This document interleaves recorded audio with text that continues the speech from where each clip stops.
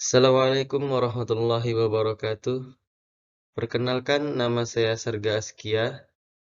Saya berasal dari Universitas Islam Negeri Imam Monjol Padang, Fakultas Tarbiyah dan Keguruan, Prodi Pendidikan Bahasa Arab dengan NIM 2214020031.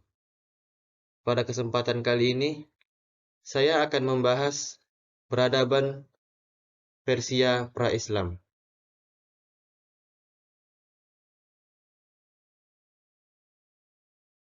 Kerajaan Persia merupakan saingan dari Kerajaan Romawi Timur, di mana antara dua kerajaan tersebut terus-menerus terjadi peperangan karena masing-masing ingin merebut daerah kekuasaan dan pengaruh. Pada waktu Yustianus menjadi Maharaja Romawi Timur, Kerajaan Persia berada di bawah pimpinan Maharaja Anushirwan dari dinasti Sasanid. Masyarakat Persia lama cenderung untuk menyembah berbagai alam nyata, seperti langit biru, cahaya, api, udara, air, dan sebagainya. Yang semua makhluk itu mereka pandang sebagai Tuhan. Ada alam merupakan Tuhan baik dan ada pula alam yang merupakan Tuhan jahat. Antara Tuhan baik dengan Tuhan jahat selalu terjadi permusuhan dan perkelahian.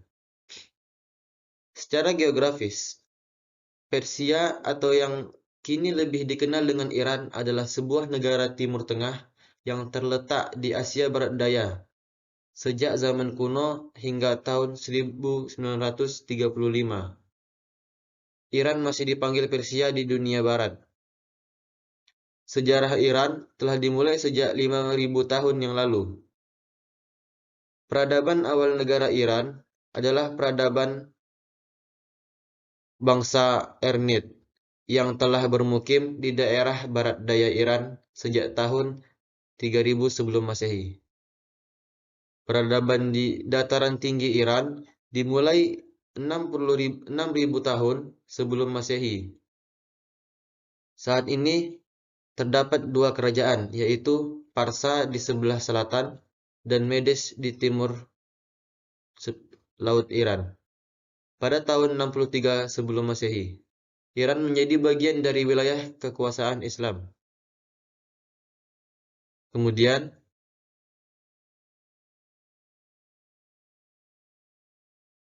Persia adalah salah satu suku yang tergolong dalam bangsa Iran, menggunakan bahasa Persia dan mempunyai kesamaan dalam kebudayaan dengan bangsa Iran yang lainnya.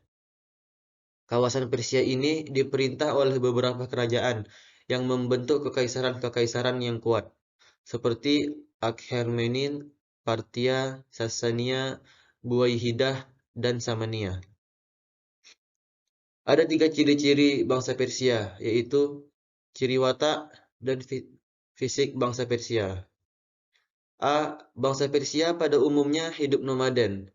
Hal ini yang membuat watak bangsa Persia menjadi keras, individualis, dan kadang sangat suka merampok.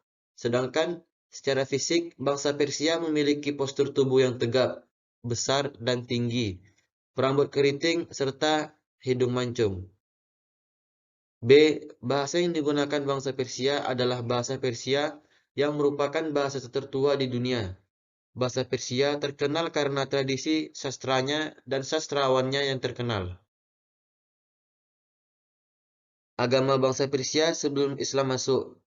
Dalam sejarah, agama awal bangsa Persia adalah agama Zoroaster, yaitu agama yang menyembah dua Tuhan, Deva dan Ahura, sebagai manifestasi dari kekuatan yang baik dan kekuatan yang jahat.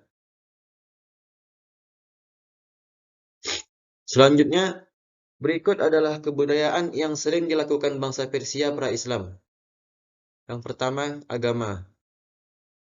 Adapun agama mereka yaitu A. Zoroaster. Pada abad 7 sebelum Masehi, muncullah seorang pemimpin yang bernama Zoroaster yang kemudian terkenal sebagai nabi orang Persia.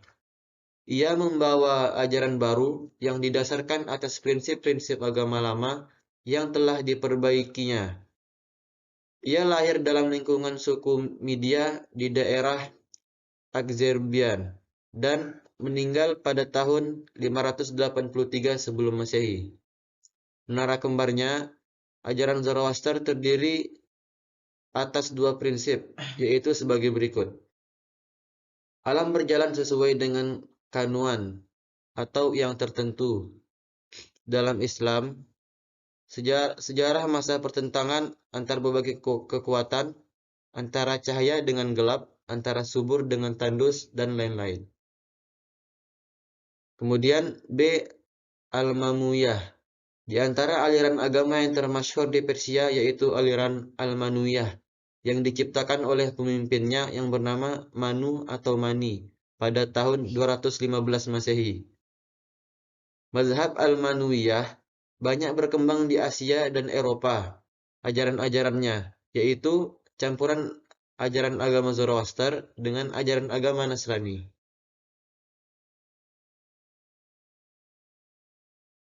Kemudian agama berikutnya yaitu Mazdak.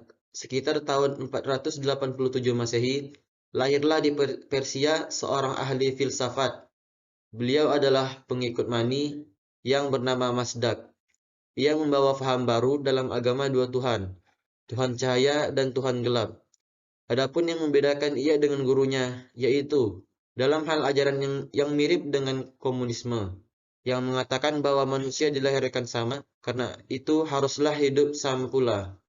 Persamaan yang terpenting, yaitu dalam hal memiliki harta dan wanita. Menurut Mazdak, perselisihan adalah harta dan wanita. Oleh karena itu, terhadap harta dan wanita tidak boleh ada pemiliknya yang khas. Keduanya adalah milik bersama. Yang kedua, bahasa pada waktu pemerintahan dinasti Sasanid. Yang menjadi bahasa Persia resmi yaitu bahasa Pahlavi, dan juga menjadi bahasa kitab suci mereka, yaitu Avesta.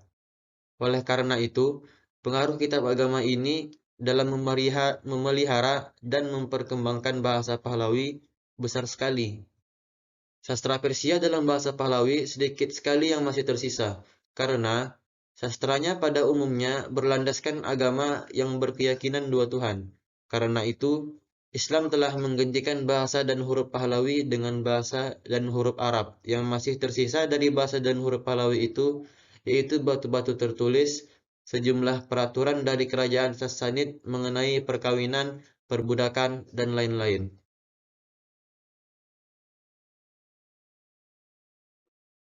Yang ketiga yaitu kesenian. Hasil seni Persia yang paling kuno yaitu keramik, patung-patung, berbagai perabot, dari perunggu, seni lukis, dan arsitektur. Sekian pembahasan yang bisa saya sampaikan. Jika ada kesalahan, mohon untuk dimaafkan. Saya akhiri. Wassalamualaikum warahmatullahi wabarakatuh.